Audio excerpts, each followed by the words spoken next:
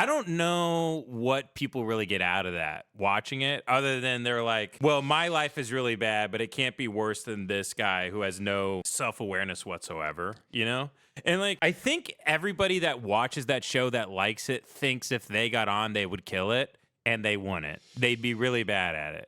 Yeah. A minute is really hard to do. It's not set up to do well. You have to be a certain type of comedian to do well in that minute. And I think that show is like the quickest, like, hail you, then they nail you show, where you're famous for like 8 to 16 months and you're selling out comedy club weekends or theaters or whatever. And then within 2 years, there's like documentaries about how you should put 100 guns in your mouth and blow your brains out. My chain. My chain. They're calling you racist in the chat right now. Oh, that's fine. That's fine. Bring it on, boys.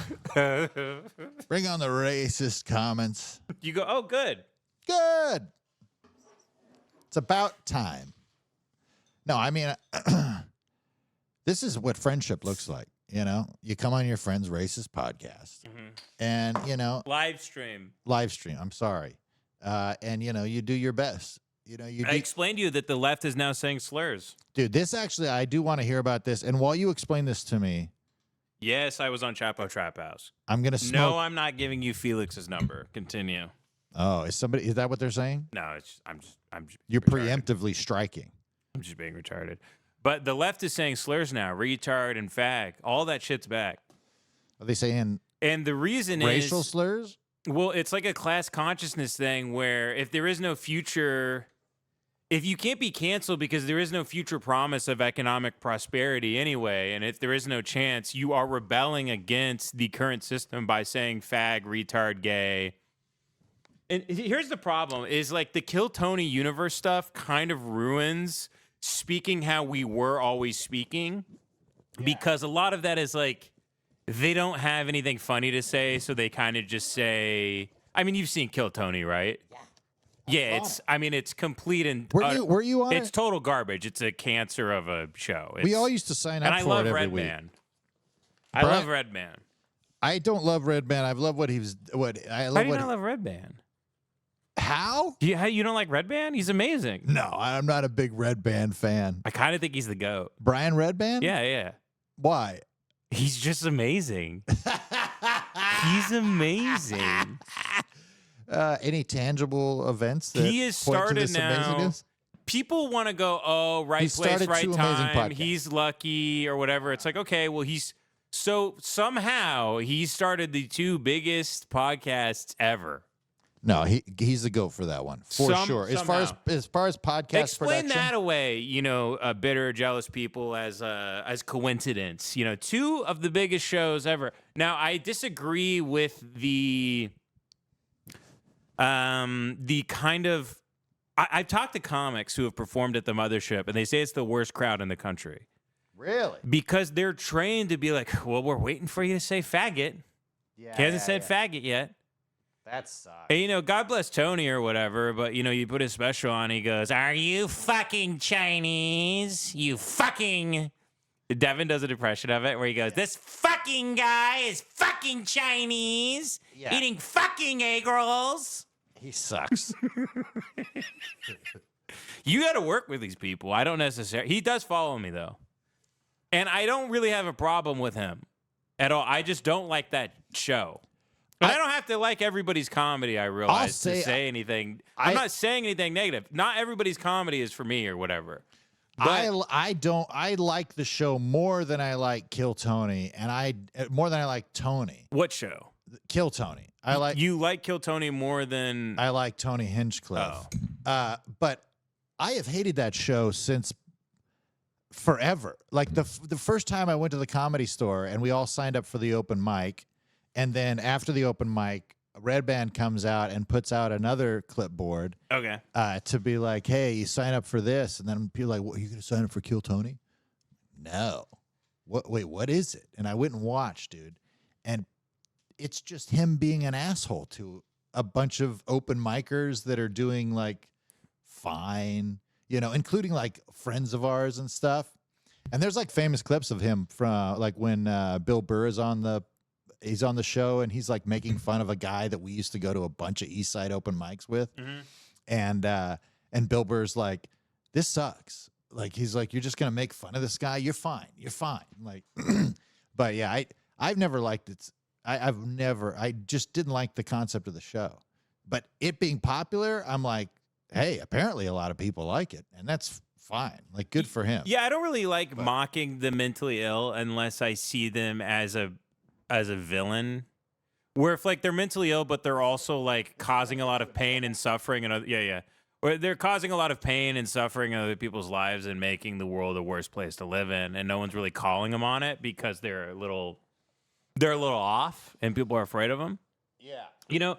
But when like a guy is up there and he has like roadkill in his hair and he just got off like the boxcar and he's like clearly insane, I don't know what people really get out of that watching it, other than they're like, well, my life is really bad, but it can't be worse than this guy who has no self-awareness whatsoever, you know?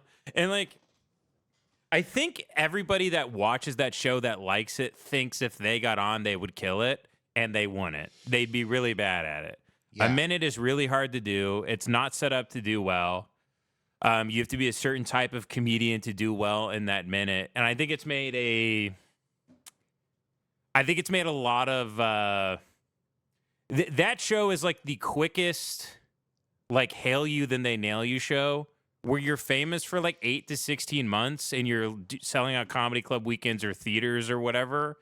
And then within 2 years, there's like documentaries about how you should put 100 guns in your mouth and blow your brains out. Well, it's just like, all the stuff that was happening. So, dude, Timmy No Breaks was at the store. He sold out the main room last night at the Comedy Store. Timmy No Breaks. Yeah. And I will say this. Every interaction I've had with the guy, every time I've seen him interacting with other people off stage, seems like an incredibly nice guy. Seems nice. Yeah, it's just a character he's doing. Yeah, and he's like Dice or something, right? And yeah, but he didn't stick to the character. During the full show, he like was switching in and out of different characters. He was, just a lot of talking from the stage. Mm-hmm. So it was obvious, like, and people had a good time. People left having a good time, but it was like obviously like, this guy's got to fill a lot of time. Yeah. And he just got famous off of doing 1 minute chunks, Sure. You could tough shoes to fill. There. Yeah, and I feel for those guys in that aspect. In the same way I feel for like a very attractive young comedian getting a traveling road gig with a famous male comedian. You know what I mean? Yeah. Where I'm like, I'm not mad at her for that, but it's like it's weird. It's like it sucks, but it doesn't. It's like I'm not going to hate on somebody taking advantage of being offered an opportunity. But so this guy, you could tell. But I told him last night as we were all leaving at the same time, I was like, "You sold out the main room at the Comedy Store. Have you soaked that up yet? Have you felt that yet?" He's like, "Nah, dude, no, I haven't taken it in yet." And I was like, "It's pretty cool, man. Pretty cool." And he's like, "Yeah."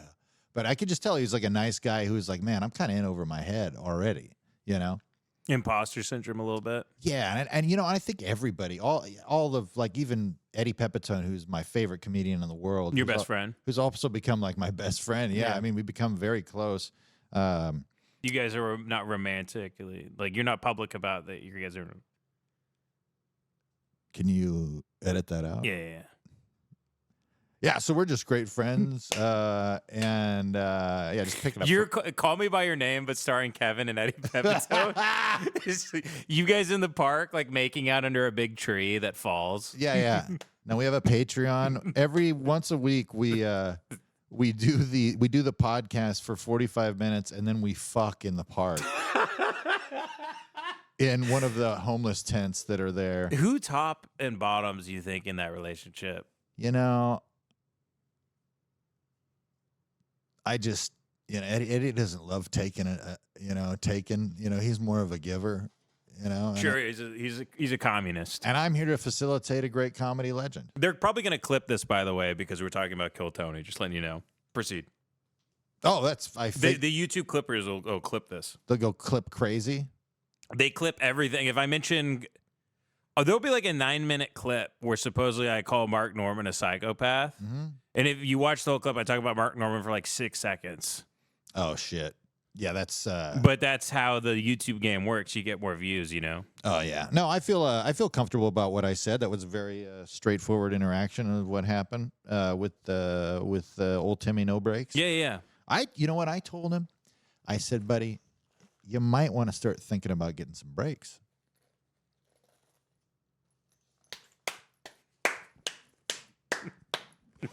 That's just me. Are you pulling a gun out of your? Yeah, let me hold on. I'm just getting a razor blade. My chain. My chain. My chain. My chain.